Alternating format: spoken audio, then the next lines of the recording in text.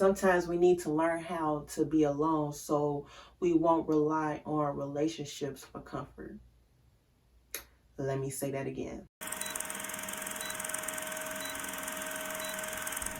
Hello, welcome to my channel of Beauty from Within. And this is part 1 of 6 reasons to sacrifice relationship for self-love.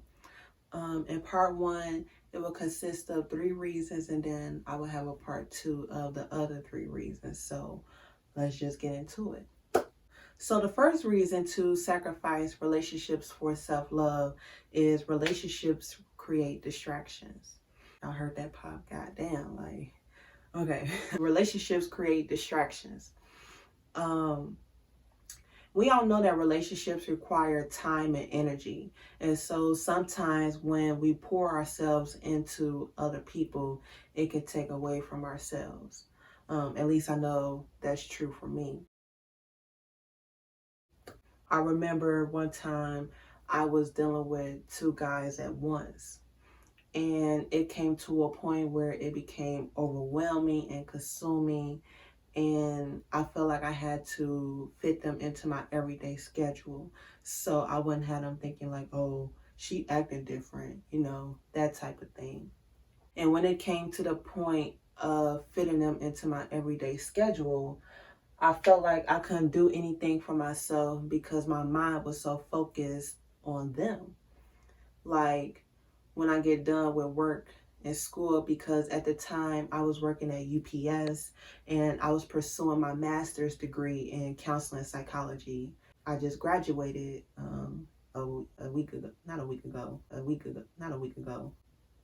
month ago. I just graduated a month ago, so kudos to that. But going back to my point, when I got off of work and when I got done with school, my first thought or my next thing is to like find a way to link up with them instead of going to the gym or working on my schoolwork. Or even if I did work out and partially did my schoolwork, I still was trying to link up with them afterwards instead of reading a book for personal development or making dinner for myself. Like overall, I was just neglecting quality time, which is not really a good thing. So that's really all I'm gonna say about number 1, because I really can ramble and really talk about like how relationships can create distractions. So leave it in the comment how does relationships create distractions for you. And I'm gonna just move on to number 2. The second reason to sacrifice relationships for self-love is to gain awareness for yourself.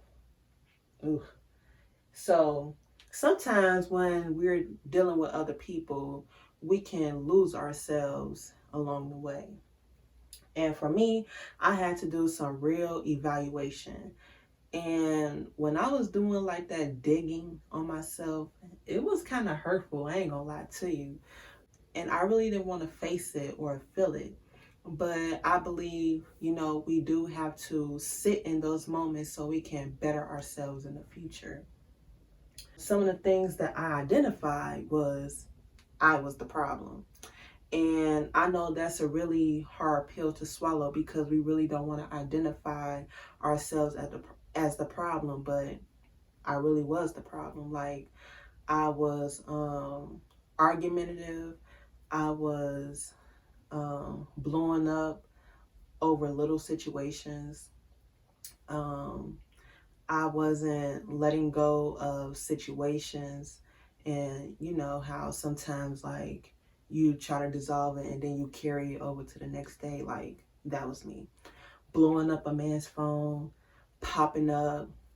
I wasn't communicating effectively, and I would say hurtful things out of anger. Like, whew, don't judge me, y'all. I know there are some things that, you are not proud of. And, that's kind of what I had to go through. Like, wow, like, that's really me. And, those were some of the things that I wasn't proud of. But at the end of the day, I had to face that. On the flip side to that, I also struggle with self-worth because I was in an abusive relationship. I'm sorry, not relationship, situationship. There is a difference between relationships and situationships. And I feel like a lot of times us women, we get caught up in situationships because of lack of self-worth and that old saying of what's understood don't need to be explained. That whole little saying, and that just causes a lot of confusion and have you on a emotional roller coaster. So yeah. Also, I had loose boundaries, which mean that I really didn't stick to my word. It was one guy that I was dealing with, and I would tell myself, like, throughout the day, like, I'm not going to invite this nigga. Sorry. I'm not going to invite this man over.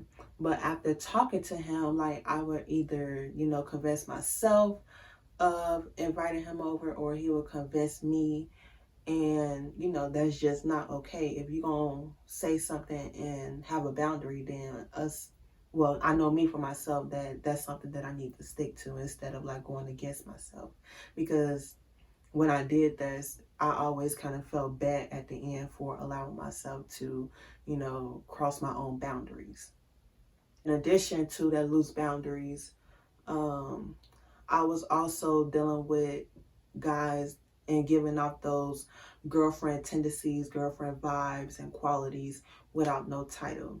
And like, for example, I was helping a guy with his finances, buying him things, helping him apply for apartments and furnishing it.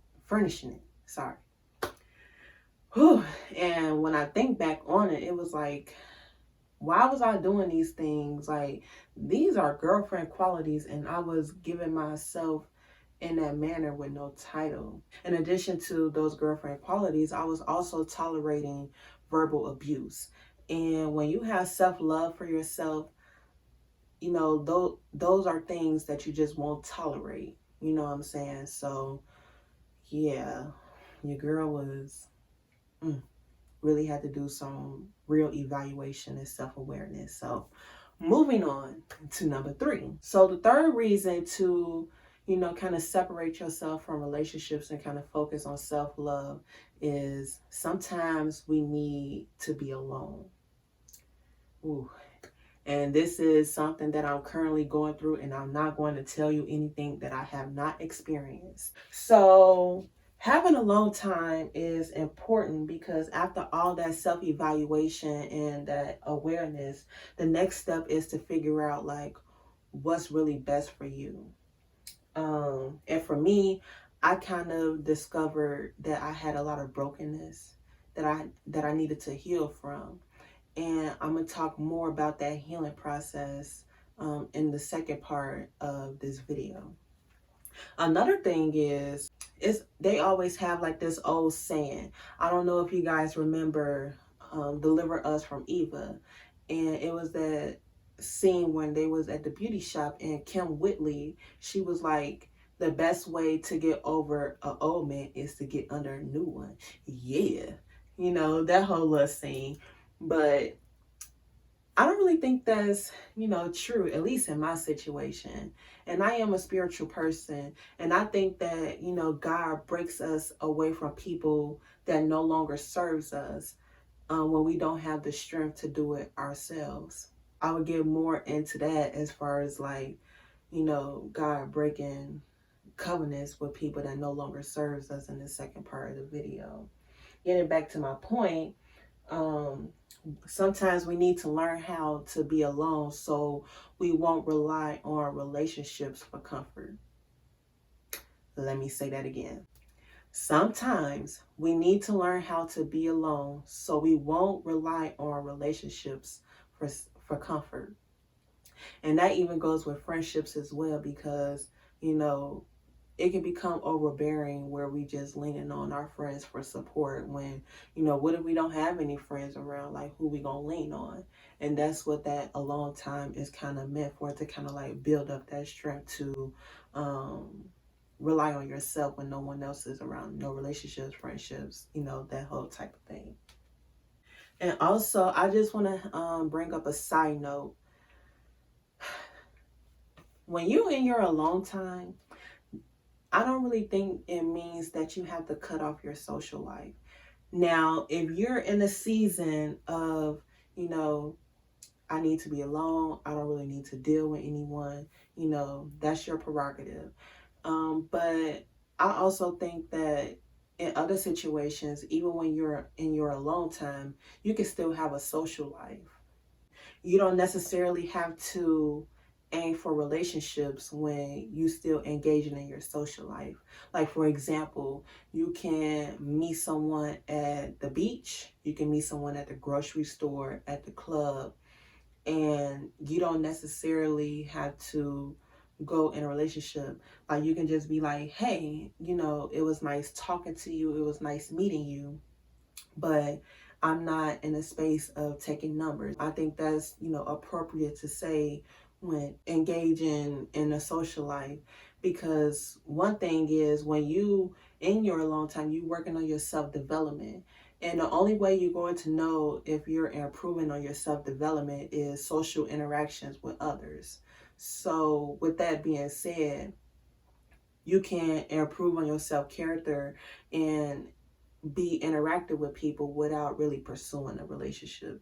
So I hope that kind of made sense, and I hope that, that kind of resonated with you. So I just wanted to really reiterate again, like, if you're in a season where you don't want to engage with anyone, like, I definitely feel you.